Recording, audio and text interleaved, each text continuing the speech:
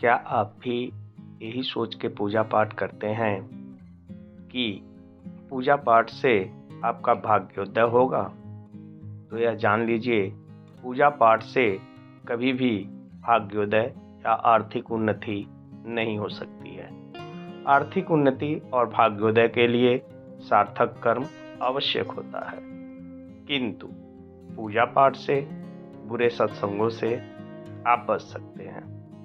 साथ ही साथ आपके अंदर आने वाले नकारात्मक विचार नहीं आएंगे और आप सात्विक मार्ग पर चलना प्रारंभ कर देंगे। मगर पूजा पाठ से कोई यह सोचता है कि उसका भाग्य बदल जाएगा, वह धनवान हो जाएगा, वह कर्म फल से बच जाएगा, तो यह मिथ्यक बात है।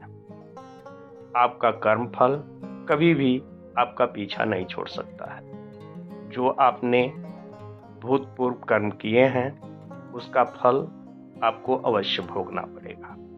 हाँ, यह अवश्य है कि किस कर्म का फल कब आपको भोगना पड़ेगा, यह आपके वश में नहीं है, किंतु कर्म का फल हर व्यक्ति को, हर प्राणी को भोगना ही पड़ता है। उसे कोई नहीं बदल सकता। आप पूजा पाठ जप तप से कभी भी अपने कर्मों के फल को नहीं बदल सकते हैं।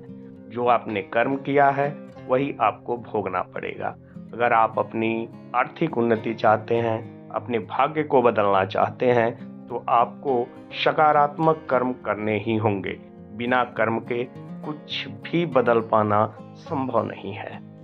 अगर पूजा पाठ करने के उपरांत भी आप में अच्छे विचारों का उदय नहीं होता है, सेवा भाव नहीं आता है, लोगों की चुगली, लोगों की बुराई, इधर की बात उधर करने में आप लगे रहते हैं, तो आपके पूजा पाठ से कोई लाभ नहीं है, जब तक कि आप ज़रूरतमंदों की सेवा नहीं करते हैं और अपने अंदर के वैमनस्यता को नहीं त्यागते तथा एक दूसरे के प्रति समभाव नहीं रखते हैं, तब तक आपके पूजा पाठ से कोई लाभ नहीं है।